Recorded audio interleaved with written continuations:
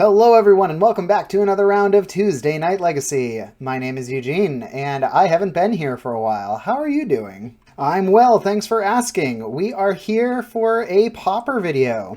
On the left, we have AJ playing a Tortured Existence deck. This deck is based around the card Tortured Existence, which is an enchantment that allows you to return creatures that have already gone to the grave to your hand by discarding creatures. So it's a little bit of a madness deck, and it's a little bit of a combo deck. Discarding things and getting some value with, where's my boy, the Basking Rootwalla. So when you discard this guy, you can just put him straight into play. Returning things to your hand. That means that there's a lot of cards in your graveyard at any given time. So the Battlefield Scrounger is able to get this +3/+3 if there's Threshold, a lot of cards in your graveyard. Refilling your deck, making sure that you don't deck out. There's also the Nimble Mongoose, which is benefiting from having a bunch of cards in your graveyard, making those 3/3 Shroud creatures. There's also things like the Satyr Wayfinder that will dump cards into your graveyard. And you have a couple different ways to win the game. One of them is Crypt Rats. You go ahead and pay a bunch of money into Crypt Rats, deal damage to yourself, all of the creatures in play, and your opponent. But then you have, where is he? The Golgari Brown Scale, which allows you to gain life whenever he's discarded. And pulling back the Crypt Rats with the Tortured Existence. And there's just a whole bunch of other things that this deck can do. It also has a backup win condition of the Thought Picker Witch, which allows you to sacrifice creatures to mill your opponent over time. So as long as you can maintain control of the board state, you can just mill them out of the game.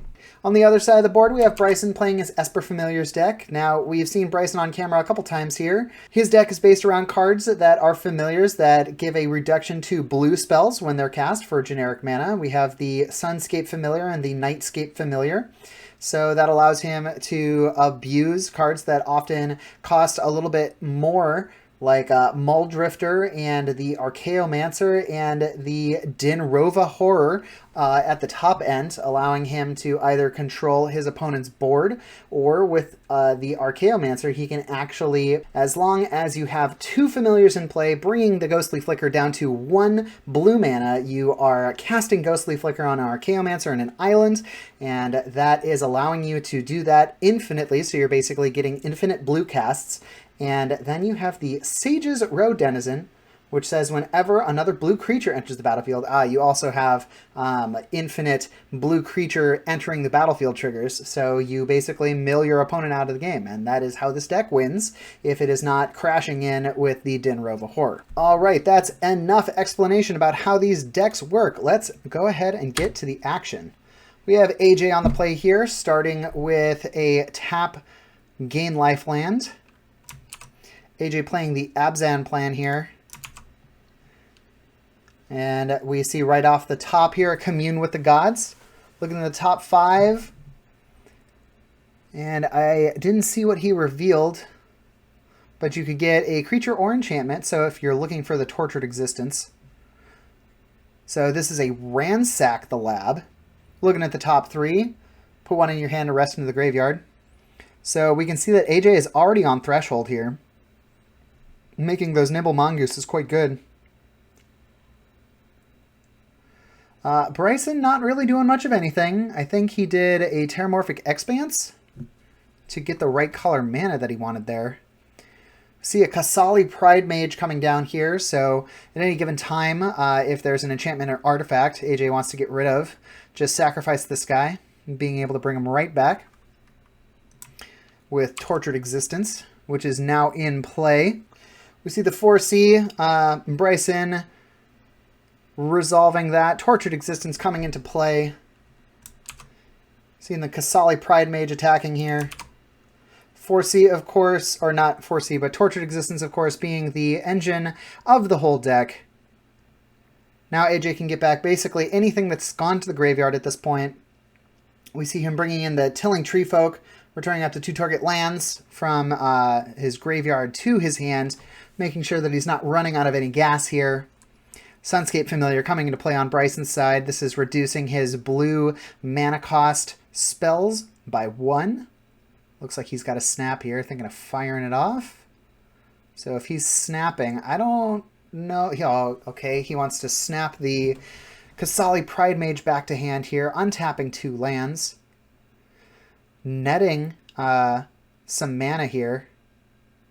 See the Archaeomancer bringing the snap back to hand. Sorry, probably want to know what a couple of these things do. So Archaeomancer gets back an instant or sorcery. Snap being able to return a creature and untap 2 lands. So it's effectively free, but if you have cost reduction, then you're netting mana. On AJ's side, we did see the Basking Root Walla come into play at the end of his turn.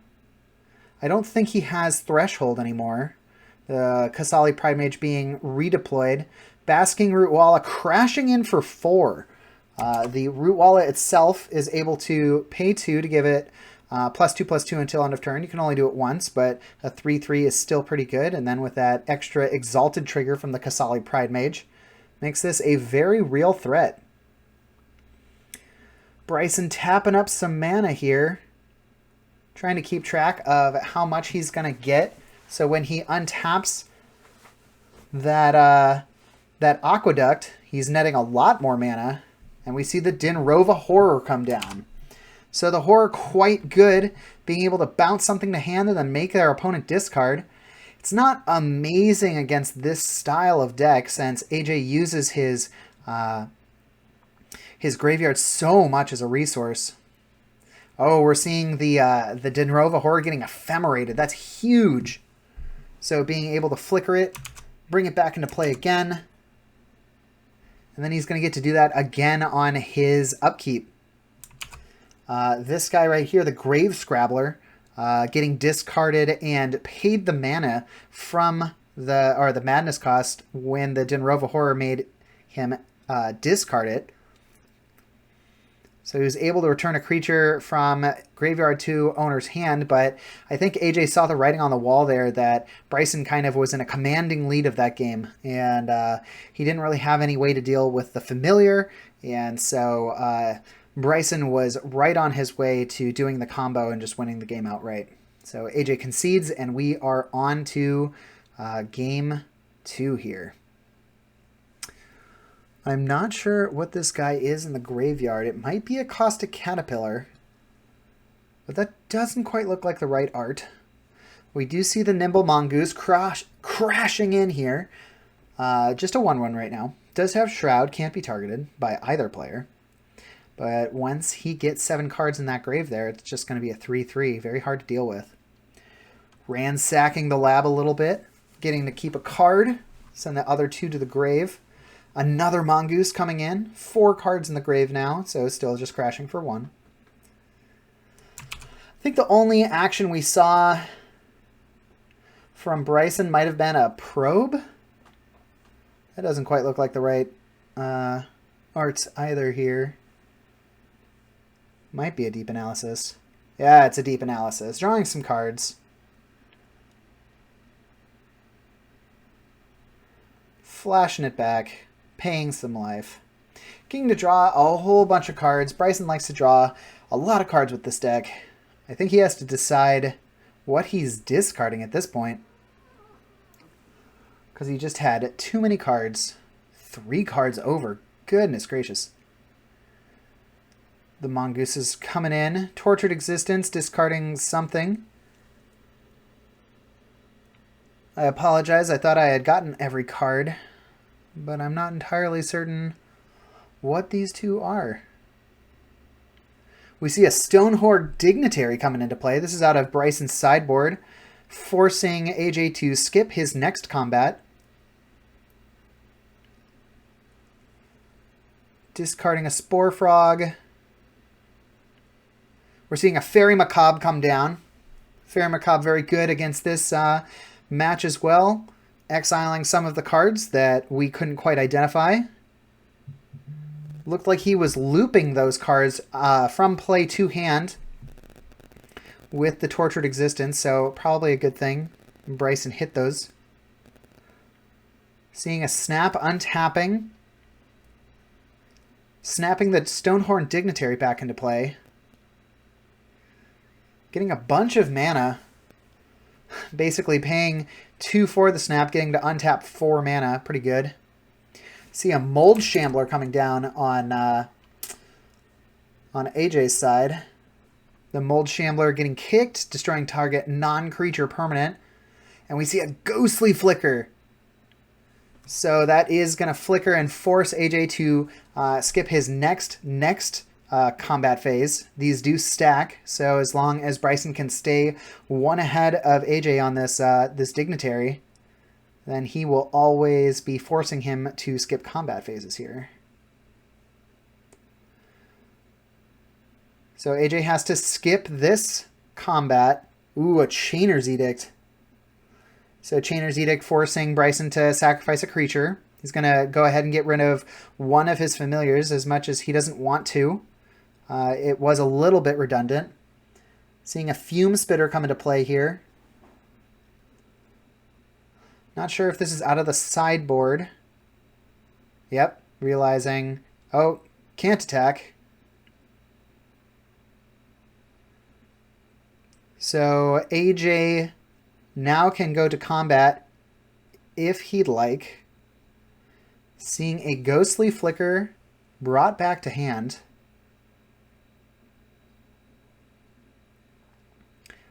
The Ghostly Flicker is going to flicker and bring it right back to hand, forcing AJ to skip another combat step. And the Fume Spitter is going to get cycled a few times to be able to kill that Archaeomancer. Archaeomancer just being a 1/2. Looks like another Archaeomancer coming down. And I believe Ghostly Flicker is still in hand, so we're going to see Ghostly Flicker again. AJ's in a tough spot here. He can't do much since he constantly has to skip his combats. And as long as Bryson has mana up, he basically has this game on lockdown. Seagate Oracle coming down. Getting to look at the top 2. 1 to the bottom, 1 to hand. Firing off the Ghostly Flicker, targeting the Seagate Oracle instead of the Stonehorn Dignitary. Leaving Stonehorn up here. I think Bryson trying to figure out what he's going to do with his mana.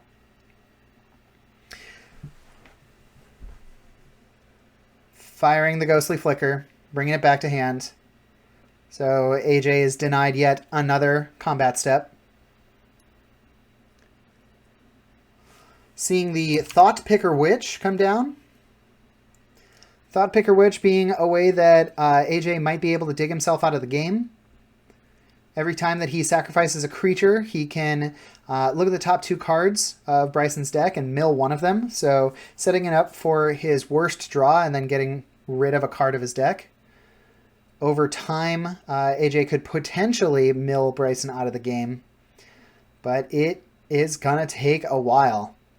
There has to be a lot of returning things to hand with the Tortured Existence and bouncing things and such. We're seeing a Mull Drifter come down in response. The Mold Shambler was sacrificed so that AJ could control a little bit of the draws here. But we're seeing another Ghostly Flicker. Bringing it back to hand, drawing more cards. AJ says, I can't really do anything about that. A Snap for 1 mana is going to return Thought Picker Witch. You would almost wonder if Bryson could just return the Mull Drifter. Decides not to. Oh, he returned the Sage Road Denizen. Untapping for 4 mana. AJ kind of looking through some cards while Bryson decides what he's going to do. Fires off the Sage Road Denizen again. 1 card to hand. Looks like he's got that Ephemerate. Bryson very much in control of this game at this point. Fires off the Ephemerate. Has a blue floating. So at this point, Bryson is looking for the Sage Road Denizen because at this point, I mean, he really just wants to kind of mill AJ out of the game. But he does need one more familiar for that.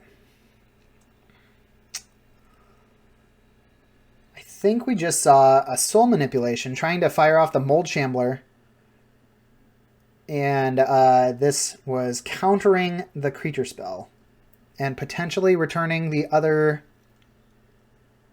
Sunscape Familiar and or return target creature in your graveyard to your hand. I'm not sure if Bryson actually returned the creature. Oh, that's game. I guess AJ won that first game. I'm not entirely certain how. I'm going to pause real quick.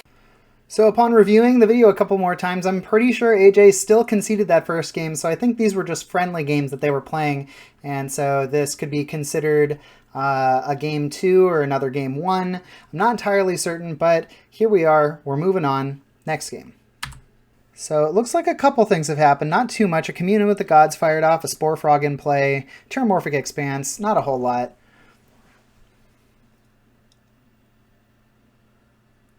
Seeing a discarded Deep Analysis here, too many cards in hand, and a Thought Picker Witch coming down. On AJ's side, just costing the 1. Spore Frog, of course, being the creature that prevents all combat damage if sacrificed. Basically just a creature that is a fog. Do love this guy. 3 mana. Ooh, the Exile guy. That is called Dawnbringer Cleric. This multimodal card is a fun new card from the first D&D set. This one relevant to exiling a card from a graveyard. I'm sure Bryson hit something that was relevant at the time. Now this white card, if anybody can identify it for me, that would be fantastic, because I looked through all of the 2-drops in Pauper that are white, and I could not identify the art here. The good news is I don't think it affects the game state all that much. So we see a Sunscape Familiar being exiled. Thought Picker Witch doing its thing. Bryson in the tank about this one. And we see the Muldrifter being evoked here. And he does hit the Ephemerate.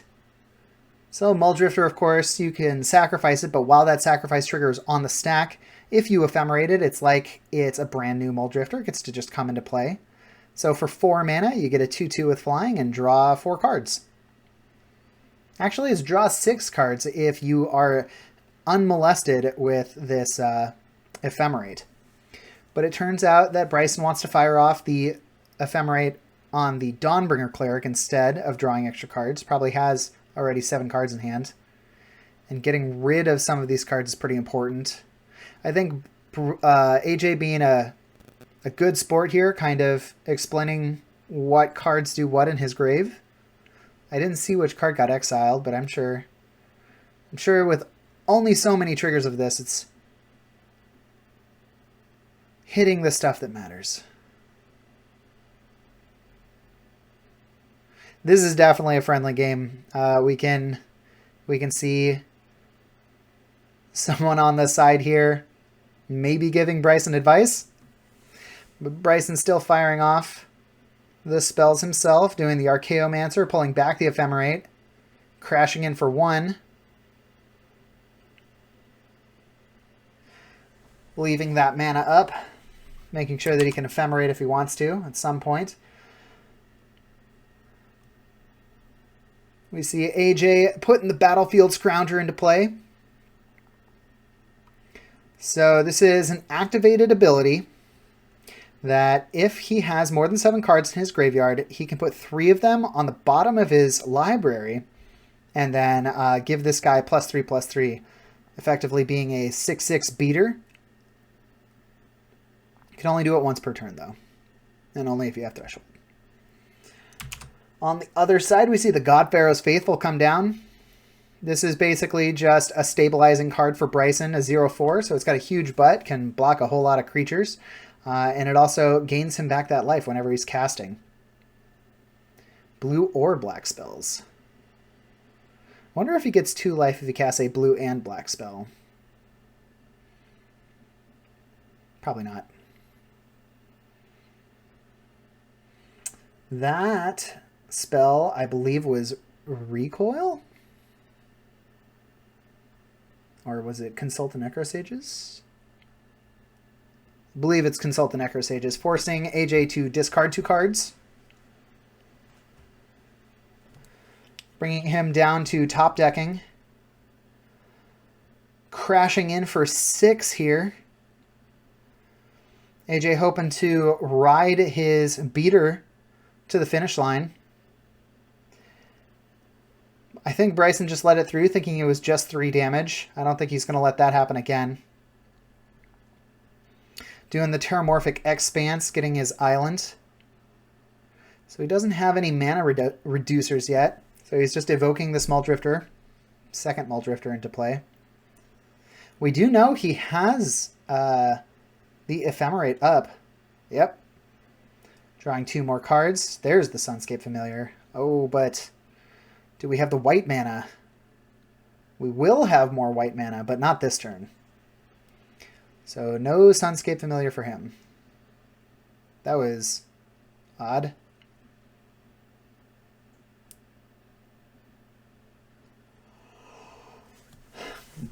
Bryson drawing way too many cards, needing to put some cards into the graveyard. Seeing a Viscera Seer.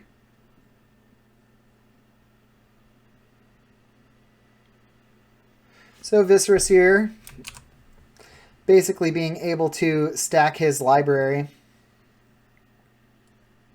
I have it here. There we go. Being able to sacrifice a creature to scry 1. We've seen this in modern combo decks. It is a common, and so you can play it in Pauper. Could even play your, what, $1,000 one that's backwards. Not super useful for AJ at the moment. He's not really looping any creatures or anything, so the only thing you could do is maybe get some value out of it. Holy cow. Bryson just slapping down some familiars. He's got Ghostly Flicker. So this Ghostly Flicker is now free. Or it's not free, but he has infinite triggers. But he can't finish AJ off yet, because he does not have the Sage's Rose Denizen. So I believe he's consulting the Necrosages here. Or he might be soul manipulating.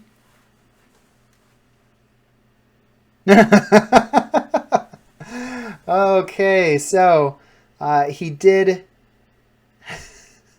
cast... I think he cast this card several times. Or he just cast the Flicker. And so when he cast the Flicker, the God Pharaoh's Faithful did basically give him infinite life. So they were just running up the life counter there. AJ not really having a way out of this.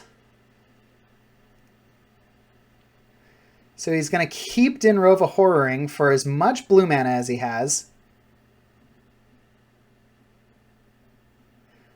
And it's forcing AJ to discard all of his lands, because Dinrova Horror does say target permanent, doesn't say non-land permanent. You know, AJ did get this Golgari Brown scale into play, but it didn't really matter, because you don't even gain the life if it's not coming straight out of your hand into the graveyard. Spending the last of his mana to Thought Picker Witch.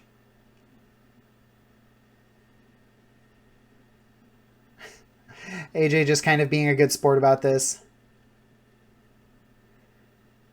Bryson untapping. Another Ghostly Flicker. Bouncing his creature. AJ putting 3 cards to the bottom. Another ghostly flicker. Effectively, completely taking away AJ's board. Crashing in for not quite enough mana, or quite enough damage here. A Stonehorn Dignitary just saying, oh, you can't have an attack step either. And there it is. Hopefully that's enough. And yes, that is enough. So as you can see, sometimes the control combo value deck can really get there over the top of the graveyard combo pile. Just want to jump in at the end of this video here to mention that we're going to try and move to a weekly schedule instead of just randomly whenever I can jump in. And hopefully we're going to get 2, maybe 3 videos a week, but no promises on that. We are going to be trying for at least 1 video a week. And the next video that we're going to have is a legacy video. Thanks for watching. Please consider liking the video and subscribing to the channel if you want to see more of this content in the future. We have a bunch more of these on the channel, so go check out our backlog to see some other premium content.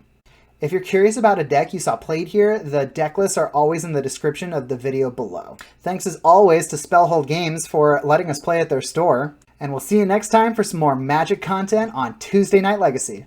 Bye!